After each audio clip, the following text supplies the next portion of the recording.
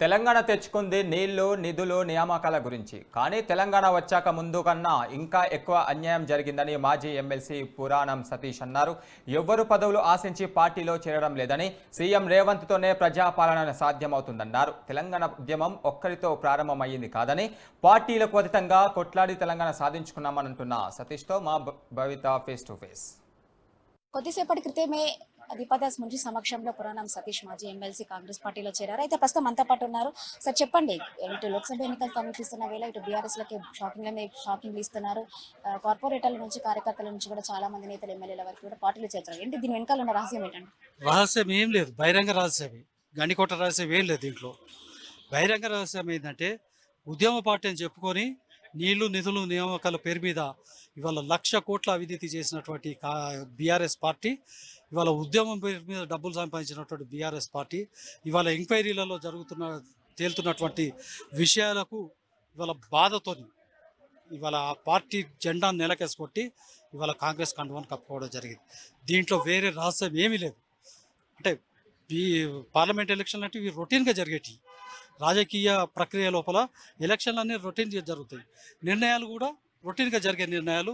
ఆ నిర్ణయంలో భాగంగానే ఇవాళ నేను కాంగ్రెస్ కండువా కప్పుకోవడం జరిగింది. అంటే ముఖ్యంగా గత కాంగ్రెస్ పార్టీలో ఉన్నటువంటి నేతలే బీఆర్ఎస్ పార్టీ అధికారంలోకి వచ్చినాక ఇక్కడికి వచ్చి పదవులు అనుభవించారు. ఇప్పుడు బీఆర్ఎస్ పార్టీ అధికారం కోల్పోయిన తర్వాత కాంగ్రెస్ పార్టీలోకి పదవుల కోసమే వెళ్తున్నారని చెప్పేసి ఇటు బీఆర్ఎస్ నాయకులు చెప్తున్నారు. అది ఆరోపణలు ఎవరైతే చేస్తే పురాణం సతీష్ విషయంలో మాత్రం, నేను తెలుగుదేశం పార్టీ నుంచి ఈ బీఆర్ఎస్ పార్టీలో వచ్చినప్పుడు కాంగ్రెస్ పార్టీ అధికారంలో ఉండే 17 ఏళ్ల క్రితం కాంగ్రెస్ పార్టీ అధికారంలో ఉండే, కానీ కాంగ్రెస్ పార్టీలోకి పోలేదు.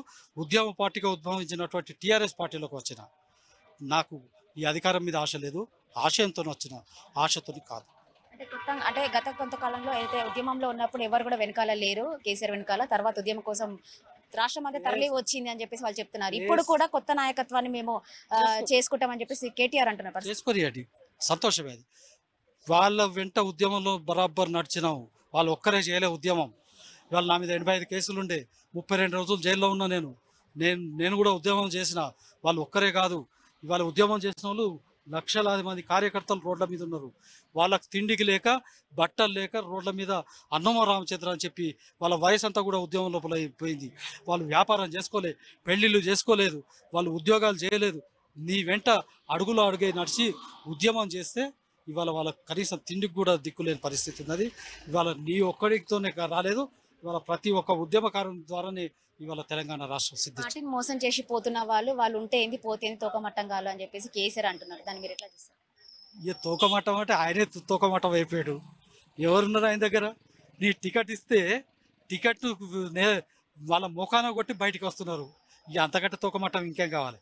కడియం కావ్య టికెట్ను కేసీఆర్ ముఖాన కొట్టి బయటకు వచ్చింది. అంటే పార్టీ అంటే తెలంగాణ అభివృద్ధి సాధించిందంటే కేవలం కేసీఆర్ కి, ఆ క్రెడిట్ అంతా కేసీఆర్ కి అని చెప్పేసి మళ్ళీ బీఆర్ఎస్ నుంచి వచ్చినటువంటి కుల సంఘాలు, ప్రజా సంఘాలు, ఉపాధ్యాయ, ఉద్యోగ, గజిస్టెడ్ కార్మిక సంఘాలు అన్నీ ఒకటై యావత్ తెలంగాణ జాతి ఒకటై అప్పుడు కేసీఆర్ది కూడా ఒక పాత్రగా ఉండి ఉద్యమం చేస్తే, కాంగ్రెస్ పార్టీ ఎంపీలు కూడా పార్లమెంట్ లోపల ఉద్యమం చేస్తే తెలంగాణ వచ్చింది తప్పితే ఏ ఒక్కరి దారిలో రాలేదు.